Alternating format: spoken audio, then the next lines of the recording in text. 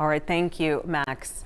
More than 40 years ago, our first guest this morning began her judicial career by becoming the first African-American female judge in the state of Tennessee.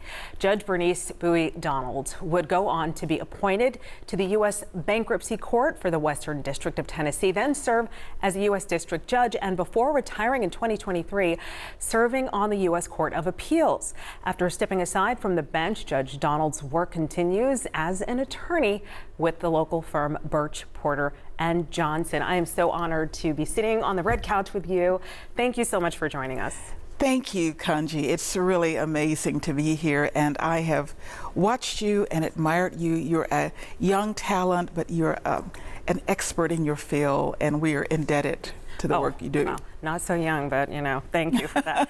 So you have roots in Mississippi, right? I do. I was born in Olive Branch, Mississippi, about 20 miles south of Memphis. Grew up there with loving parents and a host of brothers and sisters. I was one of 10.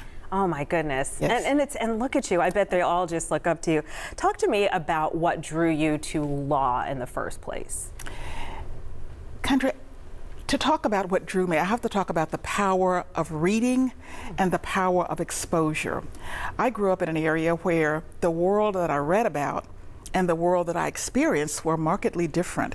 I grew up I started growing up rather pre-Brown versus the Board of Education. I grew up during segregated schools, and I always read about the power of law, and I read about the promise of law. But that was not the reality in my life. And I viewed law as the great equalizer. I viewed those words, that all men are created equal and endowed by their Creator with certain inalienable rights, that among these are life, liberty, and the pursuit of happiness. I read about equality. And so that gave me an inkling that I might want to go into law. But what really cinched it for me was volunteer work at the juvenile court, when I saw what I perceived to be the law misapplied in the case of a young person. And I thought, I want to go to law school and be a lawyer so that I can represent children. I have to tell you that in all candor, I have never to this day represented a child, but that's what got me to law, the promise and the power. I mean, did you ever imagine that you would be the first of so many things?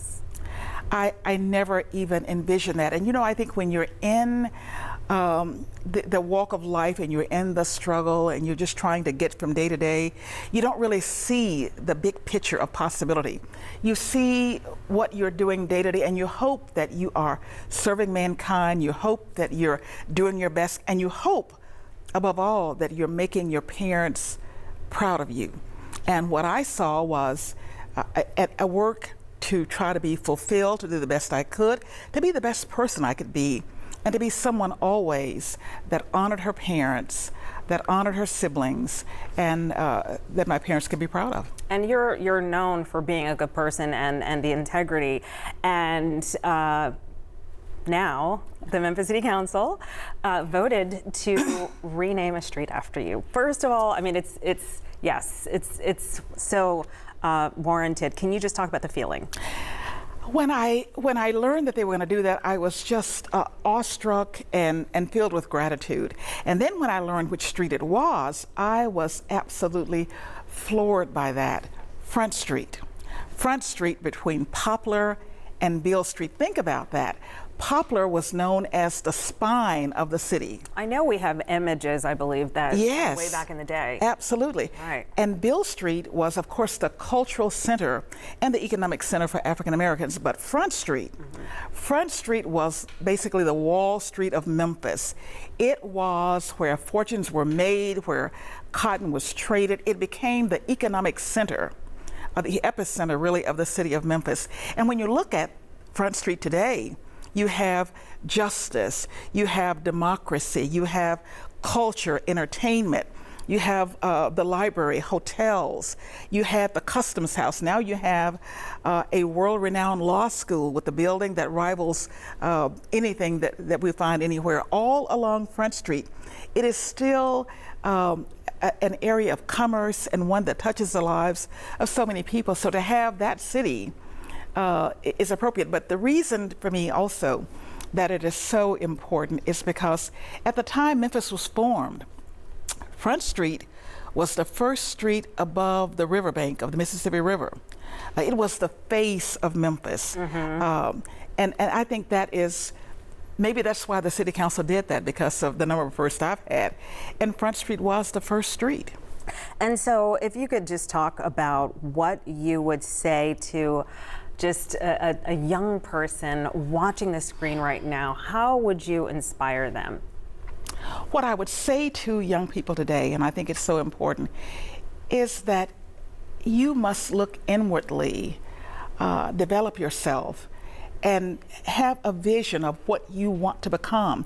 There are always people who are willing to extend a helping hand to help you get to where you are. You don't have to do it alone, but you must define success for you. You must have a vision and know that you are as good as anyone else, but you must also know that the choices you make, even in the young stages of your life, will determine and define the future. And I give you a simple formula. I believe that success is when preparation meets opportunity. Because if you're not prepared and the opportunity comes, you can't take advantage of it. And if you're not in a position to put your best self forward, you're going to miss that opportunity. So we are a great city. I am so proud of it. I try to be an ambassador for Memphis everywhere I go, because I believe that this city on a hill is really a light to the world. And we have a welcoming spirit that says, all come and enjoy everything that we have to offer. The inimitable Judge Donald, thank you so much for gracing us this morning, and congratulations on your street renaming. It's a long time coming and so deserved. Thank you. Thank you. We're going to celebrate it October 19th. Thank you. All right. Yes. 11 o'clock, everybody. All are welcome.